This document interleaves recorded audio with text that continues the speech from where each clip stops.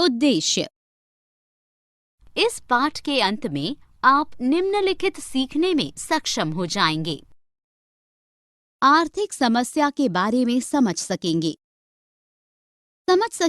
कि अर्थशास्त्र सांख्यिकी से कैसे जुड़ा है। विभिन्न अन्य विषयों में सांख्यिकी का उपयोग और वे कैसे संबंधित हैं समझ सकेंगे।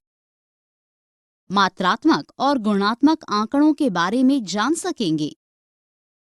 सांख्यिकी के उपयोग के बारे में जान सकेंगे। परिचय। अर्थशास्त्र क्या है? अल्फ्रेड मार्शल के अनुसार अर्थशास्त्र जीवन के साधारण व्यवसाय में मनुष्य का अध्ययन है। अर्थशास्त्र में प्रयुक्त आधारभूत अवधारणाएं। उपभोक्ता वह व्यक्ति होता है जो अपनी जरूरतें पूरा करने या परिवार की जरूरतों को पूरा करने के लिए वस्तुएं और सेवाएं को खरीदता है। उपभोक्ता उत्पाद का अंतिम उपयोगकर्ता होता है।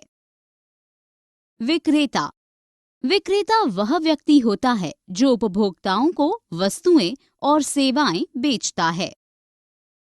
उत्पादक किसान या वस्तुओं का उत्पादन करने वाली किसी भी विनिर्माण कंपनी या उपयोगकर्ताओं को सेवाएं प्रदान करने वाले को उत्पादक कहा जाता है। कर्मचारी वह व्यक्ति होता है जो दूसरों को अपनी सेवाएं प्रदान करता है और उसके लिए भुगतान प्राप्त करता है। नियोक्ता वह व्यक्ति होता है जो कर्मचारियों को मजदूरी देता है। आर्थिक गतिविधियां। मौद्रिक लाभ के लिए की जाने वाली गतिविधियां आर्थिक गतिविधियां होती हैं। न्यूनता या अभाव क्या है? न्यूनता या अभाव अपनी असीमित आकांक्षाएं संतुष्ट करने के लिए सीमित संसाधन है। आर्थिक समस्या का मूल कारण न्यूनता या अभाव है। अगर न्यूनता या अभाव नहीं होता तो देश में कोई आर्थिक समस्या नहीं होती। आर्थिक समस्या मूल रूप से विकल्प या पसंद की समस्या है। संसाधन सीमित होते हैं और उनका वैकल्पिक उपयोग होता है। संसाधनों का यह वैकल्पिक विकल्प उन संसाधनों द्वारा उत्पादित विभिन्न उत्पादों के बीच विकल्प या पसंद की समस्या को जन्म देता है। पारंपरिक बनाम आधुनिक अर्थशास्त्र। अर्थशास्त्र के अध्ययन का पारंपरिक विभाजन। उपभोग का अध्ययन बताता है कि उपभोक्ता किस प्रकार तय करता है कि अपनी निश्चित आय से कौन सा उत्पाद और वैकल्पिक उपलब्ध वस्तुएं खरीदना है। इसी प्रकार उत्पादन का अध्ययन हमारी यह जानने में सहायता करता है कि उत्पादक यह कैसे चुनता है कि उसे क्या उत्पादन करना है और कैसे बाजार के लिए उत्पादन करना है। वितरण का अध्ययन हमारी यह जानने में सहायता करता है कि किस प्रकार राष्ट्रीय आय या जीडीपी को मजदूरी, लाभ और ब्याज में वितरित किया जाता है। आधुनिक अर्थशास्त्र में देश द्वारा सामना की जाने वाली कुछ मूलभूत समस्याएं शामिल हैं, जैसे देश में कितने लोग वास्तव में गरीब हैं, कितने लोग मध्यम वर्ग के हैं और आय कैसे वितरित होती है। आधुनिक अर्थशास्त्र में हम देश की समस्याओं से संबंधित तथ्यों का अध्ययन करते हैं ताकि सरकार से उचित कार्यवाही की मांग की जा सके, जैसे कितने लोग साक्षर हैं, कितने लोग बेरोजगार हैं, कितने लोग उच्च शिक्षित हैं। यही कारण है कि हमें सांख्यिकी की आवश्यकता है, जो व्यवस्थित तरीके से चयनित तथ्यों से संबंधित संख्याओं का अध्ययन है।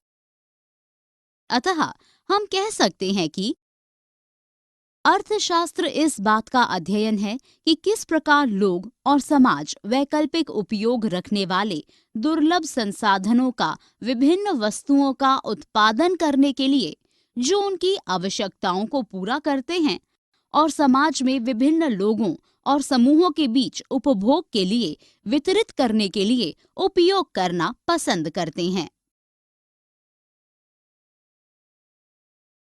अर्थशास्त्र में सांख्यिकी। हमने जाना है कि कुछ अध्ययन देश के सामने आने वाली मूलभूत समस्याओं से संबंध रखने वाले होते हैं।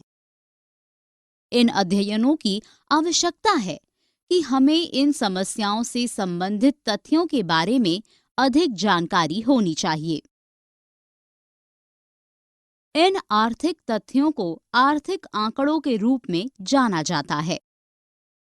हम आर्थिक समस्याओं के लिए आंकड़े क्यों एकत्र करते हैं? आमतौर पर हम इन समस्याओं के लिए उत्तरदायी कारणों को समझने के उद्देश्य से आंकड़े एकत्रित करते हैं, या हम कह सकते हैं कि हम इन समस्याओं का विश्लेषण करना चाहते हैं।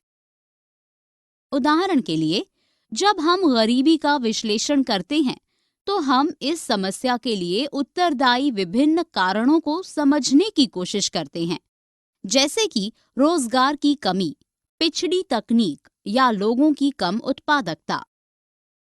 लेकिन अगर इन समस्याओं के समाधान के लिए कोई उपाय नहीं मिलता है तो विश्लेषण का कोई मतलब नहीं है।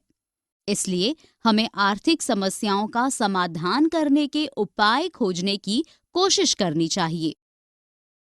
इन उपायों को नीतियां कहा जाता है। इसीलिए हमें आर्थिक समस्याओं को जन्म देने वाले कारकों के आंकड़े चाहिए होते हैं, ताकि हम आर्थिक समस्याओं का विश्लेषण कर सकें और इन समस्याओं का समाधान खोजने के लिए नीतियां तैयार की जा सकें।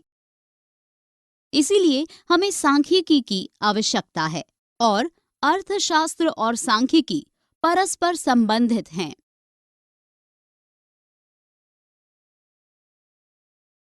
सांख्यिकी की परिभाषा। सांख्यिकी शब्द का तात्पर्य आंकड़ों या उनके संबंधों का वर्णन करने के लिए उपयोग किए जाने वाली संख्याओं से है। सांख्यिकी संख्यात्मक आंकड़ों का संग्रह, विश्लेषण, व्याख्या और प्रस्तुति है। सांख्यिकी गणित की एक शाखा है जो आंकड़ों के संग्रह, संगठन, विश्लेषण, व्याख्या और प्रस्तुति के साथ काम करना है। लेकिन इसका लेखांकन, अर्थशास्त्र, प्रबंधन, भौतिकी, समाजशास्त्र, मनोविज्ञान और वित्त जैसे अन्य विषयों में भी उपयोग किया जाता है। अर्थशास्त्र में दो प्रकार के आंकड़ों का उपयोग किया जाता है, एक मात्रात्मक, दो गुणात्मक। मात्रात्मक आंकड़े। अर्थशास्त्र के ज्यादातर आंकड़े मात्रात्मक होते हैं। उदाहरण के लिए, भारत में गेहूं का उत्पादन 1975 में 40 मिलियन टन से बढ़कर 2014 में 120 मिलियन हो गया, इसलिए यह मात्रात्मक आंकड़ा है। गुणात्मक आंकड़े। अर्थशास्त्र में गुणात्मक आंकड़ों का भी उपयोग किया जाता है। यह आंकड़ा किसी एकल व्यक्ति या व्यक्तियों के समूह की विशेषताओं का वर्णन करता है, जिसका मात्रात्मक दृष्टि से मापन न किए जाने के बावजूद अभिलेखन महत्वपूर्ण होता है। उदाहरण के लिए, किसी व्यक्ति का लिंग जो व्यक्ति में पुरुष या महिला के रूप में अंतर लाता है। ऐसे गुणात्मक सूचनाओं का अर्थशास्त्र और अन्य सामाजिक विज्ञानों में उपयोग किया जाता है, को व्यवस्थित रूप से एकत्रित और संग्रहित किया जाता है, जैसे किसी एकल व्यक्ति या व्यक्तियों के समूह के लिए कीमतों, आय, कर भुगतान आदि के बारे में मात्रात्मक जानकारी। आंकड़े को एकत्र करने के बाद अगला कदम सारणीबद्ध, ग्राफिक और आरेखीय रूप में आंकड़ों को निरूपित करना होता है।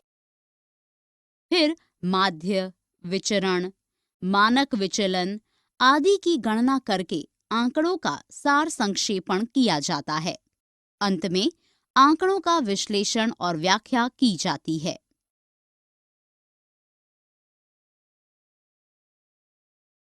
सांख्यिकी के उपयोग। सांख्यिकी अर्थशास्त्रियों द्वारा आर्थिक समस्या को समझने के लिए उपयोग किया जाने वाला साधन है। सांख्यिकी विधियों की सहायता से अर्थशास्त्री द्वारा आर्थिक समस्याओं के लिए उत्तरदायी गुणात्मक और मात्रात्मक कारणों का पता लगाया जा सकता है। एक बार जब अर्थशास्त्री समस्या के कारणों का पता लगा लेते हैं, तो उसके अनुसार उन समस्याओं का समाधान करने के लिए नीतियां तैयार की जा सकती हैं। सांख्यिकी सटीक और निश्चित रूप में आर्थिक तथ्यों का निरूपण करती है। जब आर्थिक तथ्यों को सांख्यिकी की सहायता से निरूपित किया जाता है, तो वे सटीक हो जाते हैं। उदाहरण के लिए, यदि हम कहते हैं कि बादल फटने के कारण उत्तराखंड में सैकड़ों लोगों की मृत्यु हो जाती है, तो यह एक अस्पष्ट कथन है। लेकिन यदि हम कहते हैं कि बड़े पैमाने पर बादल फटने के कारण उत्तराखंड में 120 लोग मारे गए, तो यह सटीक संख्या है। आइए हम समझते हैं कि सांख्यिकी कैसे उपयोगी है। सांख्यिकी बड़ी संख्या में आंकड़ों को कुछ संख्यात्मक मापों जैसे कि माध्य, विचरण आदि में कम करने में सहायता करती है और इन मापों से आंकड़ों का सार संक्षेपण करने में सहायता मिलती है। जैसे आप सभी कर्मचारियों का वेतन नहीं रख सकते हैं यदि लोगों की संख्या बड़ी है, लेकिन आप औसत आय जैसे सारांश आंकड़ा आसानी से याद रख सकते हैं। सांख्यिकी विभिन्न आर्थिक कारकों के बीच संबंध पता लगाने में सहायता करती है।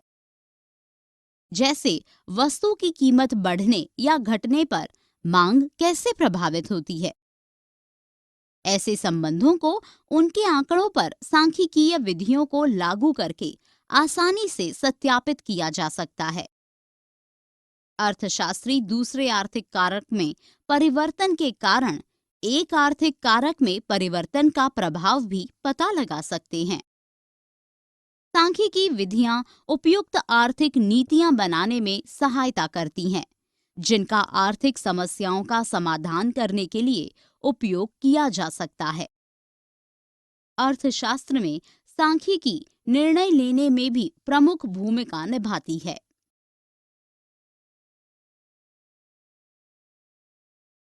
सारांश। हमने जो कुछ सीखा है उसे संक्षेप में दोहराएं। अर्थशास्त्र जीवन के साधारण व्यवसाय में मनुष्य का अध्ययन है। उपभोक्ता वह व्यक्ति होता है जो अपनी जरूरतें पूरा करने या परिवार की जरूरतों को पूरा करने के लिए वस्तुओं और सेवाओं को खरीदता है। उपभोक्ता उत्पाद का अंतिम उपयोगकर्ता होता है। विक्रेता वह व्यक्ति होता है जो उपभोक्ताओं को वस्तुएं और सेवाएं बेचता है।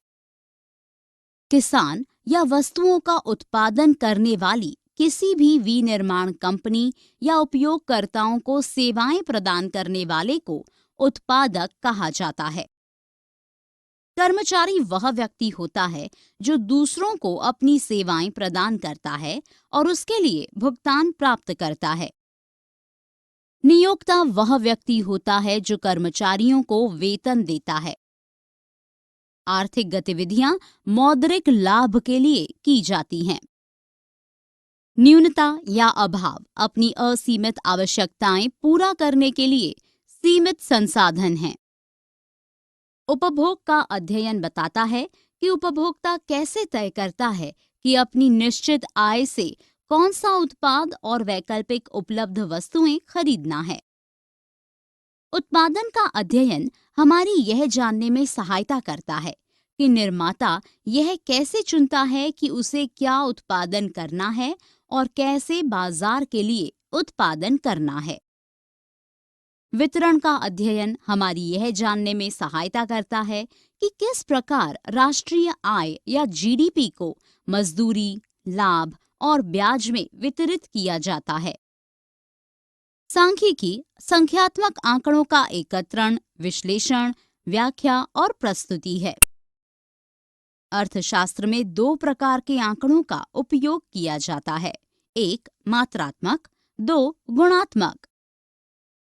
गुणात्मक आंकड़ा किसी एकल व्यक्ति या व्यक्तियों के समूह की विशेषताओं का वर्णन करता है, जिसका मात्रात्मक दृष्टि से मापन नहीं होने के बावजूद अभिलेखन महत्वपूर्ण है।